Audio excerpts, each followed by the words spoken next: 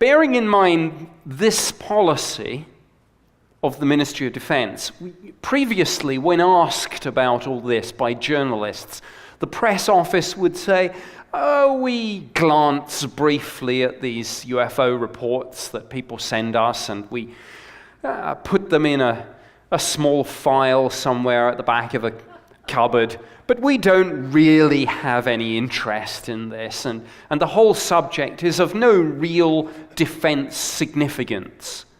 No defense significance is the soundbite. Under FOI, when these documents had to be released, there was a kind of oops moment. Because the Ministry of Defense said, oops, we actually have 60,000 documents on this subject. 60,000. Some of which were classified secret UK eyes only, and the occasional top secret document. Not bad. 60,000 documents. Not bad for a subject deemed to be of no defense significance.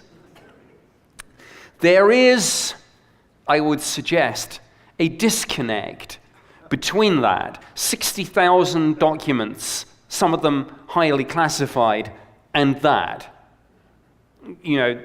The whole no defense significance line. And this was a line that for decades,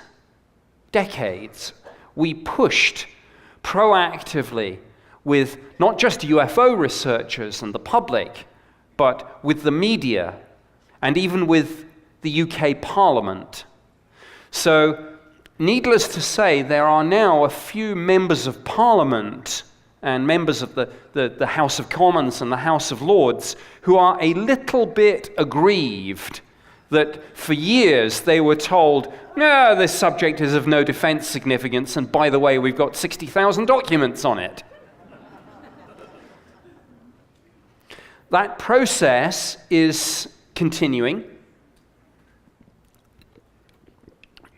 The Ministry of Defense announced in June 2013 that the final batch of files had been released, and then, oops, sorry, we forgot some. We found some at the back of the cupboard. John Burroughs will tell you about some of that, I suspect, on Sunday, but if not, know that he is one of the people who has done more than just about anyone through his use of the British Freedom of Information Act, which is open to anyone to use. You don't have to be a Brit to use it. And John Burroughs has used it in a very focused way and is largely responsible for uncovering the fact that the MOD has 18 more files, which, if the timescale has been stuck to, should have been passed from the Ministry of Defense to the National Archives last month.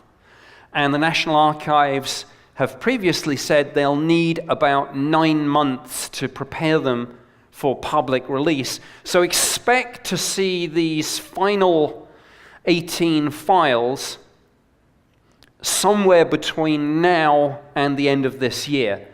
The reason I say now is that having announced that the final files were released in June 2013, it's not such a good news story for the MOD to now be saying, we've got some more. So I suspect that unlike the previous 10 batches of files, where there was a big media fanfare, and the MOD were trying to spin this as a good news story about open government and their commitment to freedom of information, I suspect that with this kind of embarrassing situation with the 18 files, I suspect that there will not be a proactive release, and the files might just be slipped out on a Friday afternoon.